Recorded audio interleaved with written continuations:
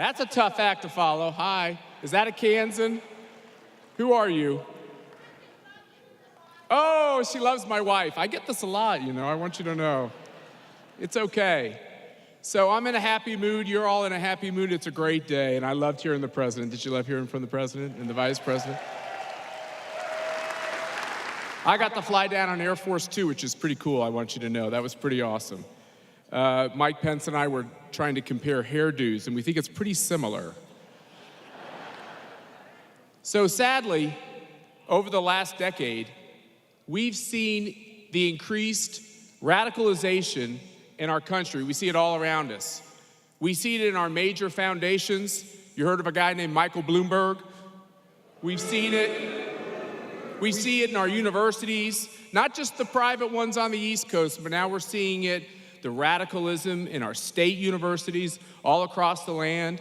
We see these left coast, left-wing billionaires, tech billionaires, gobbling up media companies and trying to have a big, influential voice in the swamp. And now, I guess it's the Boy Scouts' turn. I guess it's not the Boy Scouts, I guess I mean the unisex Scouts. The postmodern Scouts, where they're gonna sing around a cozy, safe space in their new uniforms. A onesie.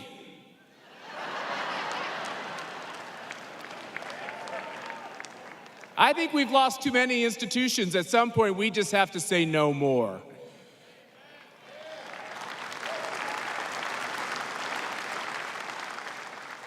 And you know, this left-wing cabal, they love to diss the Constitution, except for the First Amendment, because they believe that the First Amendment was written to protect media companies. That's what the First Amendment is all about. You have journalists lecturing the rest of us that the Constitution is all about their ability to report the news as they want to report it. Well, what do they forget? The First Amendment has some things before that. How about our ability to speak out? How about our ability to kneel before our God and Savior and follow His commands, even when we feel alone?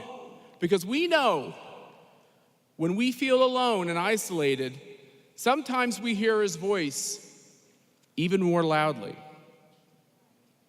And you've heard, as Chris told you, they had a little dinner party in the swamp the other night, the White House Correspondents' Dinner, where they decided to bring in a no-name potty-mouthed comic. I'm not gonna mention her name. And you know what? She has the constitutional right to be as foul-mouthed as she wants to be. But here's what they forget. You know what right we have? And my wife and I exercise this right. We have the right to get up and walk out and say no more.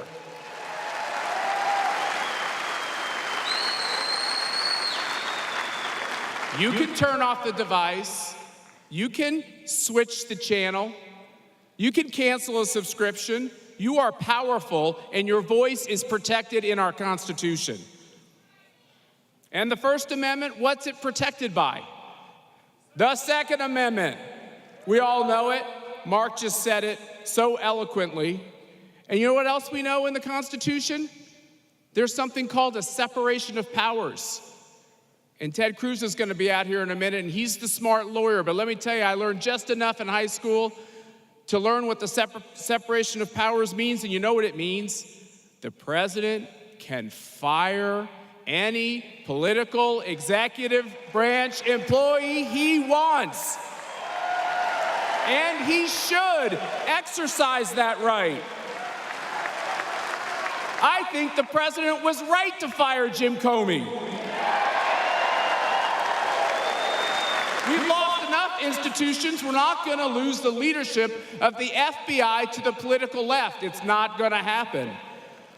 But I'm confused. I don't know what your point of view is. Do you agree with Jim Comey? Cheer.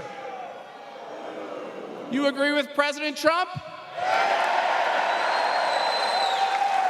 Comey. President Trump. I think that case is closed. It's time to fight back. Conservatives and constitutionalists have seen enough of our rights slip away. And we understand that the government should be a limited government. And we're gonna fight for this conservative agenda that's being put forth by the White House and by strong conservatives in the House and the Senate. We're gonna fight if there's another Supreme Court opening. We're gonna fight to get these good judges all up and down the bench. And let me tell you why. I mentioned my hair. I turned old this year officially. I turned 50. It's true. I know I look like I'm 65, but I'm only 50. And I'm gonna tell you something. For the last 40 years, we've never been in a better position to accomplish so much. Don't let them distract you when the goal is in sight. You name the issue, we're in the zone to get it done. You've watched the last 16 months. This can happen, but it will not happen if we get distracted and we allow them to tear us apart. We gotta stay together and we have to keep fighting. And I want you to know the American Conservative Union, a group I'm proud to chair, which gives you CPAC every year in the nation's capital. And we go all around the world. We've been to Jerusalem, we've been to Tokyo, we did 25 events fighting for our conservative values. We're really proud of the work we're doing at the American Conservative Union. Thank you.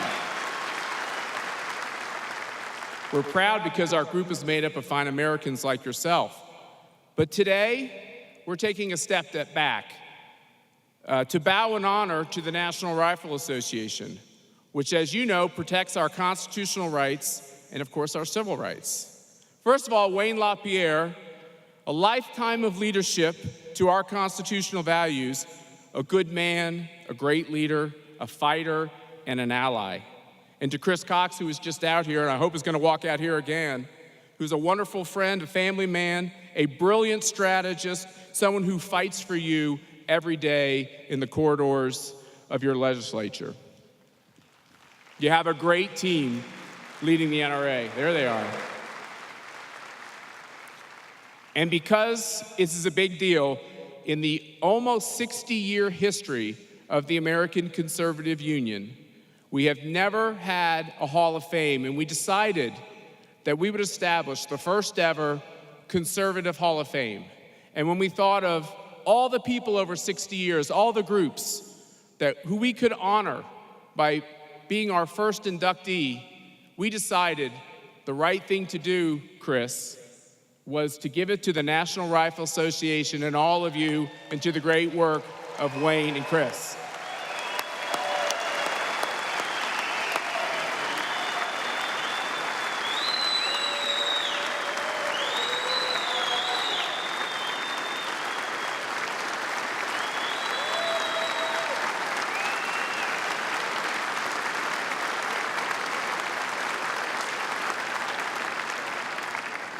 I like it so much, I'm taking it back. The National Rifle Association, for its extraordinary contributions to the cause of freedom, established in 1871, the National Rifle Association is America's longest-standing civil rights organization. In vigorously defending the Second Amendment to the United States Constitution and the rights of all citizens to keep and bear arms, the NRA protects America's founding principles and works to ensure that the people of the United States of America can continue to govern themselves. Thank you very much.